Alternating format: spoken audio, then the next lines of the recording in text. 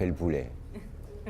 Je fais des chansons et des films. Ah non, je voulais pas faire de making-of. En fait, quand Benoît et Gustave sont venus me voir pour me proposer de faire ce qui devait être un témoignage de s'il ferait ou pas un film avec Gérard Depardieu, ma seule finalement réserve, c'était que je ne voulais pas faire de making-of et que j'aime pas ça et que je trouve que ça n'a pas de sens. C'est d'ailleurs en grande partie pour ça que ça s'appelle Making Fuck Off. Il s'agissait de raconter l'histoire de ces deux énergumènes qui font un film, d'autant plus que puis ils sont réellement venus me chercher à un moment où ils doutaient de la présence de Gérard Depardieu.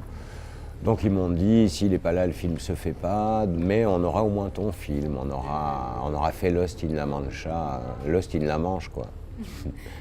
Et donc ils voulaient, et puis en plus ils avaient quand même déjà dans l'idée à ce moment-là, si ça fonctionnait, de faire des séquences en Super 8, notamment les flashbacks qui concernent Isabelle Adjani. Donc comme j'avais déjà fait un film en Super 8 qu'ils avaient vu Substitute auparavant, et ils sont venus me voir en pensant que ça collait à l'histoire qu'ils voulaient raconter, et puis finalement le film s'est fait.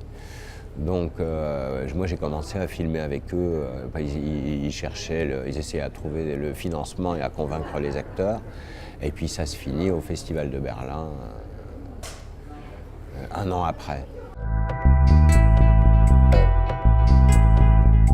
Alors après de la même manière que dans le film précédent, Substitute, qui est un film que j'avais fait pendant la Coupe du Monde 2006, je ne pouvais pas présager du scénario, en fait, c'est-à-dire que l'objet du film, je ne le connaissais pas avant de commencer. Et que c'est une situation que j'aime bien d'ailleurs, c'est-à-dire arriver avec une caméra, proposer un système, et à partir de là, sortir mes antennes pour savoir qu'est-ce qui se passe, où ça se passe, et qu'est-ce qu'il y a à filmer. Et en l'occurrence, là, c'était un film qui se fabrique, et avec des personnalités quand même intéressantes. Donc voilà, ne serait-ce qu'avec Gérard Depardieu, par exemple, qui est une présence énorme quand même, sur un tournage et dans un film comme ça. Donc à un moment, il y a d'abord une présence, ensuite il y a il me reconnaît, un flairage un peu, et puis finalement on finit par passer un moment ensemble, il se passe ce qui se passe. D'ailleurs cette séquence commence par je ne vais pas t'interviewer, donc je veux dire par là que je laisse les choses arriver, en essayant surtout d'être là au moment où elles se produisent. Oui, tout à fait.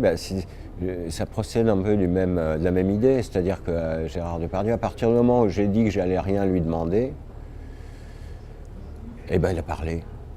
Donc ça fait un peu partie de mon système.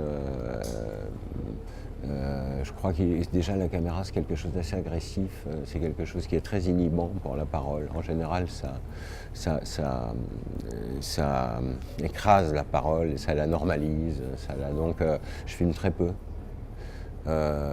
J'ai fait pas mal de sons sans images, et je mets beaucoup d'images désynchro sur le son, parce que souvent c'est des choses que j'ai filmées à d'autres moments, dans d'autres contextes, qui vont prendre tout leur sens sur un discours. À ma grande surprise, enfin c'est aussi comme ça que le film se fait. Je fais des images de façon un peu intuitive, et en revanche j'essaie de structurer un système pour recueillir un discours, qui soit vraiment un discours.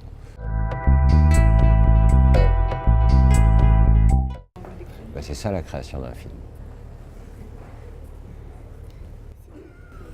C'est toujours une histoire humaine.